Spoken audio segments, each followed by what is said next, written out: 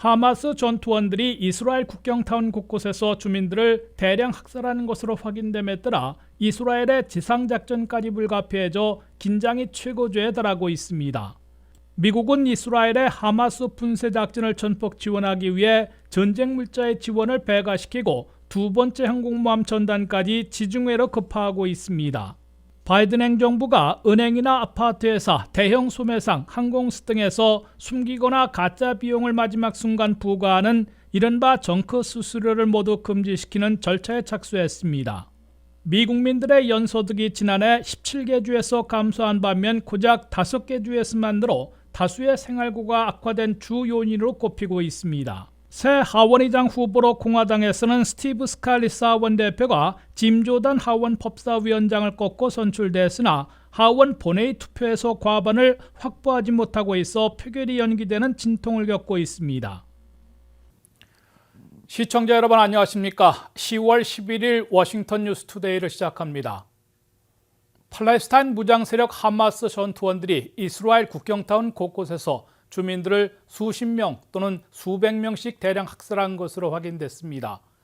맞보복하려는 이스라엘의 지상작전까지 불가피해지고 있는 것으로 보여서 긴장이 최고조에 달하고 있습니다. 안혜린 기자가 보도합니다. 하마스의 기습에 보복에 나선 이스라엘은 수만 병력과 중화기를 가자지구 접경에 집결시키고 지상작전에 돌입할 태세를 갖추고 있어 초읽기에 착수한 분위기입니다. 특히 하마스 전투원들이 육해공으로 이스라엘 국경촌을 급습해 남녀노소를 가리지 않고 한 농장에서 수십 명씩 집단 학살한 것으로 확인돼 이스라엘은 가자지구를 전면 봉쇄한 데 이어 지상군이 쳐들어가는 보복 공격, 지상작전이 불가피해졌다고 경고하고 있습니다. 가자지구와 접경에 있는 이스라엘 국경타운 20여 곳에 수십 명씩의 하마스 전투원들이 난입해 살상극과 납치극을 벌였는데 이스라엘 군경이 재탈환한 결과 음악축제장에서 260명, 기부츠 농장에서 수십 명에서 100여 명씩 집단 학살한 것으로 나타났습니다. 이스라엘은 물론 미국 등 서방 국가들이 일제히 나서 이는 전쟁이나 전쟁터가 아니라 대학살일 뿐이라며 대학살을 저지른 사악한 테러 행위로 규정하고 테러와의 전쟁으로 강조하고 있습니다. 현재까지의 양측의 인명피해는 사망자만 해도 2,000명을 넘고 있고 부상자는 1만 명에 육박하고 있습니다. 이스라엘 측에선 사망자가 1,200명, 부상자는 2,700명을 넘었으며 100명 이상이 인질로 잡혀있는 것으로 우려하고 있습니다. 팔레스타인 하마스 측은 1,055명이 사망하고 5,100명이 부상당했다고 밝혔습니다. 이스라엘 측 사망자 가운데 미국인들은 최소 14명이 포함돼 있으며 아직 20명의 생사가 확인되지 않고 있고 그 중에서 일부는 인질로 잡혀있는 것으로 추정되고 있습니다. 지금보다 훨씬 대규모의 인명피해가 날 수 있는 이스라엘의 지상작전이 임박해지고 있어 전쟁 공포가 최고조에 달하고 있습니다.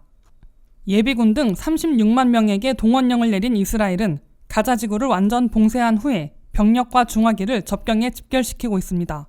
이스라엘의 전면 봉쇄로 전기와 식량, 연료, 물까지 반입이 막혀 200만 명 이상 살고 있는 가자지구에선 하나뿐인 발전소가 연료가 떨어져 가동이 중단됨으로써 전기 공급이 끊기고 있어 병원의 의료 물자까지 동나고 있다고 아우성되고 있습니다. 다만 이번 사태가 중동 전면전으로 확전되지 않도록 차단할 수도 있을 것으로 관측되고 있습니다. 하마스는 팔레스타인 전체를 대표하고 있는 게 아니라 가자지구를 장악하고 있는 무장 세력으로 서한 지역에는 온건파인 팔레스타인 자치정부가 있으므로 이스라엘과 팔레스타인 간 전쟁이기보다는 테러 집단으로 지목한 하마스를 분쇄하는 테러 전쟁으로 진행하고 있기 때문입니다. 전시 연합 내각을 구성키로 한 이스라엘 정부는 가자지구에 쳐들어가는 지상작전을 단행하더라도 하마스 지도자들을 겨냥한 보복 공격을 실시한 후 철수하게 될 것으로 예상되고 있습니다. 그러면 서한 지구에 있는 팔레스타인 자치정부, 레바논을 거점으로 하는 무장 세력 헤즈볼라, 나아가 이들의 배후에 있는 것으로 간주되는 이란이 개입해 중동 전면전으로 비화되는 사태만큼은 차단할 수 있을 것으로 예측되고 있습니다. WKTV 뉴스 안혜린입니다. 미국은 이스라엘의 하마스 분쇄 작전을 전폭 지원하기 위해서 전쟁 물자의 지원을 배가시키고 있습니다. 또 두 번째 항공모함 전단까지 지중해로 급파하고 있습니다. 미국이 하마스를 테러 집단으로 규정하고 이스라엘의 가자지구 전면 봉쇄와 지상작전을 테러와의 전쟁 차원에서 전폭 지지 지원에 나설 것임을 천명했습니다. 조 바이든 대통령은 카말라 해리스 부통령, 토니 블링컨 국무장관과 함께 나와 발표한 성명에서 하마스는 민간인들을 1000명 이상 살해한 악마의 행위를 저지른 테러 집단이라고 규정했습니다. 바이든 대통령은 미국은 악마의 행위를 저지른 테러 집단을 응징하려는 이스라엘을 전폭 지지 지원하고 있다면서 이스라엘에 대한 군사 지원을 급증시킬 것이라고 천명했습니다. 바이든 대통령은 이스라엘이 자국과 자국민을 보호하는 아이언돔에 필요한 요격미사일 등 기묘한 무기와 탄약 등을 신속하고도 결정적이고 압도적으로 제공해 결코 떨어지는 일이 없도록 할 것이라고 설명했습니다. 바이든 대통령은 하마스에 의해 목숨을 잃은 1000명 이상 가운데 미국인들도 최소 14명이 포함됐다고 밝히고 미국이 이스라엘의 보복 공격을 테러와의 전쟁 차원에서 지지 지원하고 있음을 강조했습니다. 제이크 설리번 백악관 국가안보 보좌관은 대통령이 밝힌 미국인 사망자들 이외에도 20명 정도의 생사가 확인되지 않고 있다며 그 중에서 일부는 하마스에 붙잡혀 있는 인질에 포함되어 있을지 우려된다고 밝혔습니다. 미국은 10일 지중해 동부에 도착한 최신의 항공모함 제럴드 포드호와 전단 이외에도 두 번째 항공모함 드와이트 아이젠하워호와 전단들을 2주 안에 도착시킬 예정이라고 미 국방부 관리가 밝혔습니다. 제럴드 포드호는 정밀 유도 미사일 공격과 핵무기 공격까지 가능한 구축함 4척과 함께 지중해 지역에서 작전에 돌입했습니다. 드와이트 아이젠하워호가 포드호와 교대하게 될지 아니면 지중해 두 척의 항공모함 전단들이 3년여 만에 동시 배치될지는 전황에 따라 결정될 것으로 미 국방부 관리들은 전했습니다. 미국은 이와 함께 중동 지역에 있는 미군 기지들에 배치된 최신의 F-35 전투기와 F-15 전투기 등 공군력에도 출격 태세를 갖추도록 군사명령을 내려놓고 있는 것으로 알려졌습니다. 다만 미국은 하마스가 납치해 가자지구로 끌고 강요하고 있는 인질들이 100명에서 150명 사이로 추측하고 있는데 미국인들도 포함되어 있을 것으로 보여 이스라엘이 이들을 구출하는 군사작전을 펴도록 용인할지 아니면 인질 석방교섭에 나설지 고심하고 있는 것으로 시사하고 있습니다. 뉴욕타임스와 워싱턴 포스트에 따르면 미국과 이스라엘이 만약 인질 석방교섭에 나설 경우 그동안 이스라엘의 승인으로 가자지구에 경제적 인도적 지원을 맡아온 카타르가 중재에 나설 것으로 예상되고 있습니다. 그러나 석방교섭 대신 이스라엘의 인질구출 군사작전이나 가자지구에 지상군이 쳐들어가는 지상작전이 단행되면 하마스의 인질살해것과 게릴라전, 시가전 등으로 비화돼 전쟁의 참상이 크게 악화될 것으로 우려되고 있습니다. WKTV 뉴스 한면택입니다. 바이든 행정부가 이른바 정크 수수료를 모두 금지시키려는 절차에 착수했습니다. 정크 수수료는 은행과 아파트회사, 대형 소매상, 항공사 등에서 숨기거나 가짜 비용을 마지막 순간에 부과하는 유인상술, 속임수의 하나입니다. 안혜령 기자가 보도합니다. 숨은 비용, 가짜 비용, 유인상술로 소비자들을 속여온 각종 정크 수수료들이 내년에는 전면 금지될 것으로 기대되고 있습니다.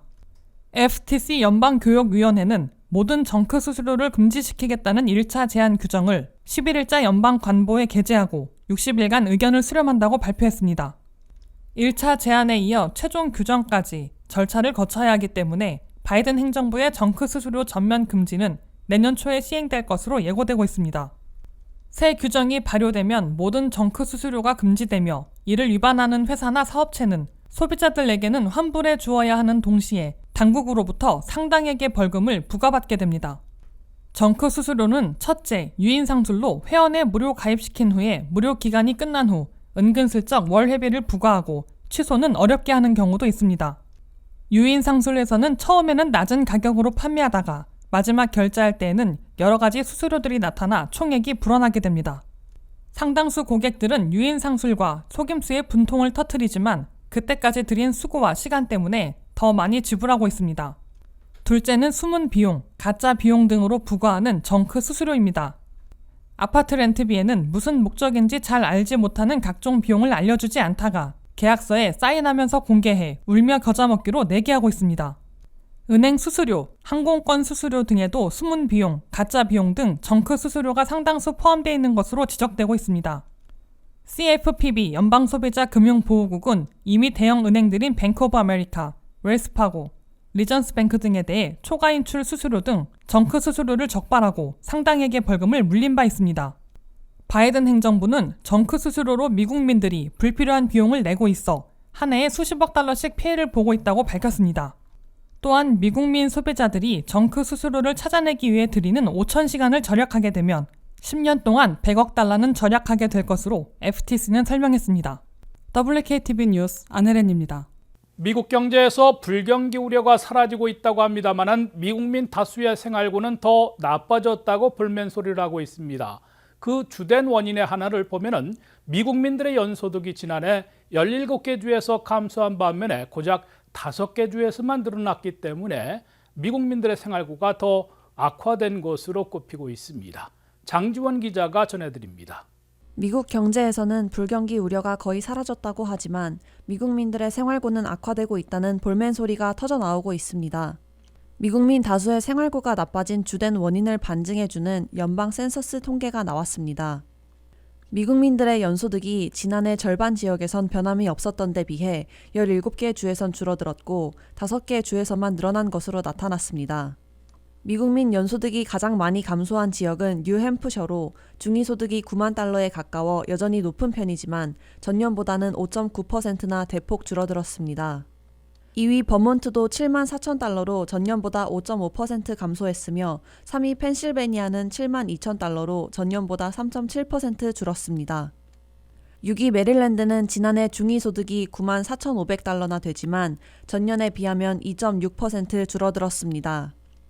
이웃 버지니아는 14위로 중위소득이 지난해 8만 6천 달러로 1.9% 감소했습니다. 중위소득이 늘어난 5곳 중에서 플로리다는 중위소득이 6만 9,300달러로 전년보다 1.7% 증가했습니다. 플로리다 외에 알라바마 2.4%, 유타 3.8%, 알래스카 4.7%, 대통령의 정치적 본거지인 델라웨어가 가장 많은 6.9% 늘어났습니다. 반면 대형주들을 포함해 절반 지역의 중위소득은 변함이 없었다고 연방 센서스가 밝혔습니다. 워싱턴 DC의 중위소득은 10만 1천여 달러로 가장 높았습니다. 캘리포니아는 지난해 중위소득이 9만 1,500여 달러로 나타났습니다. 서부 워싱턴주는 중위소득이 9만 1,300달러로 집계됐습니다. 뉴저지주의 중위소득은 지난해 9만 6,400달러인데 비해 이웃 뉴욕주는 7만 9,600달러로 큰 차이를 보였습니다. 조지아는 7만 3천 달러, 텍사스는 7만 2천 달러로 전년과 비슷한 수준을 보였습니다. 미국에서는 물가가 진정되고 있으나 아직도 3%대 후반의 고물가가 계속되고 5%대의 고금리까지 겹쳐 연속적인 중위소득의 감소로 미국민 다수가 생활고를 겪고 있는 것으로 CBS 뉴스는 분석했습니다. 새로운 하원의장 후보로 공화당에서 스티브 스칼리스 하원 대표가 선출됐으나 하원 본회의 투표장에서 진통을 겪고 있습니다. 사상 초유의 사태로 공석이 된 새 하원의장을 선출하려는 연방 하원이 이번에도 막바지 진통을 겪고 있습니다. 공화당 하원이 새 하원의장 후보로 스티브 스칼리스 하원 대표를 선출하고도 하원 전체 회의에서 하원의장으로 선출되는 데 필요한 과반의 지지를 아직 확보하지 못해 최종 선출 투표를 실시하지 못하고 있습니다. 현재 연방 하원의장은 공화 221대 민주 213석으로 217표를 얻어야 하는데 공화당 하원 4-5명만 이탈해도 하원의장으로 선출될 수 없는 상황입니다. 올 1월 케빈 맥카시 하원의장이 15차 투표 끝에 선출됐던 사태보다는 덜하겠지만 이번에도 공화당 하원 내 파워 경쟁으로 아직 과반 지지를 확보하지 못하고 있는 것으로 해석되고 있습니다.